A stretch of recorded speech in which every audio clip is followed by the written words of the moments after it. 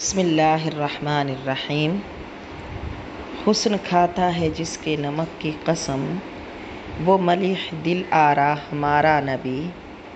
ذکر سب بھی کے جب تک نہ مذکور ہو، نمکین حسن والا ہمارا نبی۔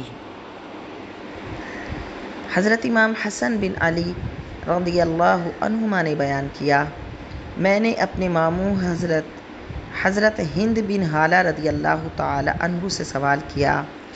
وہ حضور اقدس صلی اللہ علیہ وسلم کا حلیہ مبارک تفصیل سے بیان کرتے تھے۔ میری یہ خواہش تھی کہ وہ جو کچھ میرے سامنے بیان کریں میں اسے یاد رکھوں۔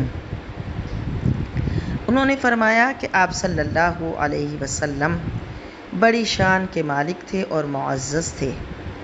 آپ کا چہرہ انور 14ویں کے چاند کی طرح چمکتا تھا۔ آپ درمیانے قد سے ذرا طویل تھے، لیکن جب محفل میں ہوتے تھے تو سب سے نمایاں دکھتے تھے۔ آپ کا سر مبارک قدرے بڑا تھا اور آپ کے بال مبارک ذرا بل کھائے ہوئے تھے۔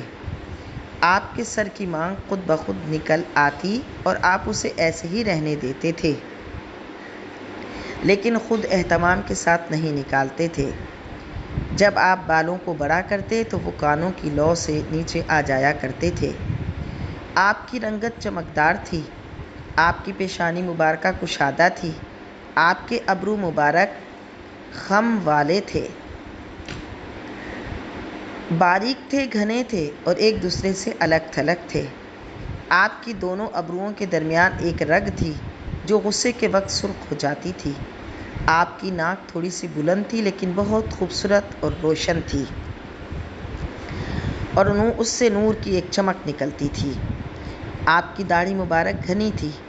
آپ کے رخسار نرم اور ہموار تھے۔ آپ کا منہ مبارک کشادہ تھا۔ آپ کے دانتوں کے درمیان ہلکا سا خلا تھا، جیسا کہ ایک اور روایت میں ہے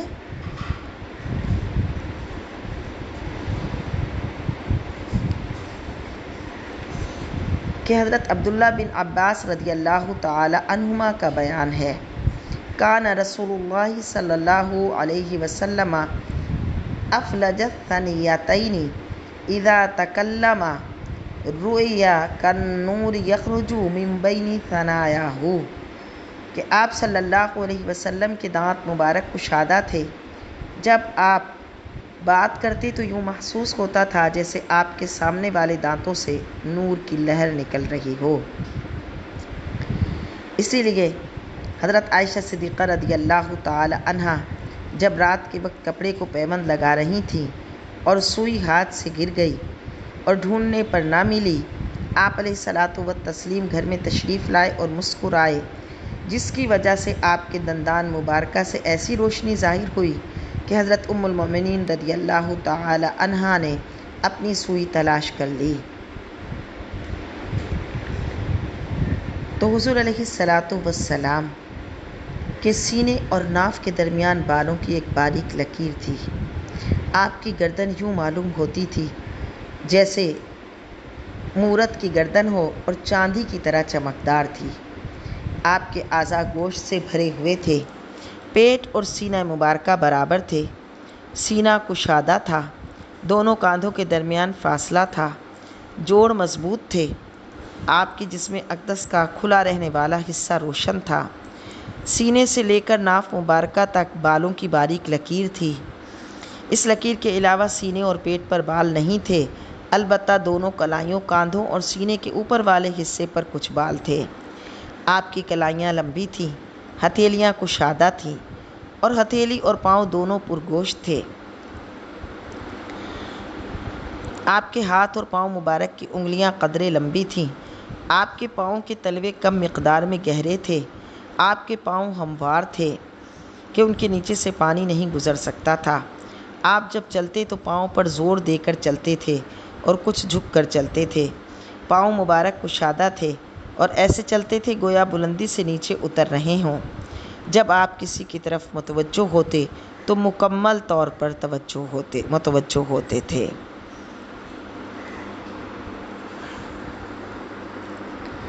سرکار توجہ فرمائیں، سرکار توجہ فرمائیں۔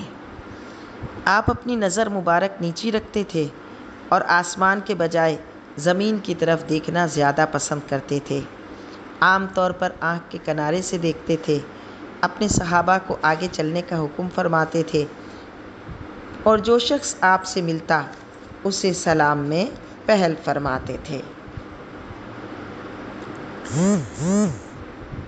آپ علیہ الصلاۃ والسلام بلند رتبہ اور چاند سے زیادہ خوبصورت چہرے والے تھے۔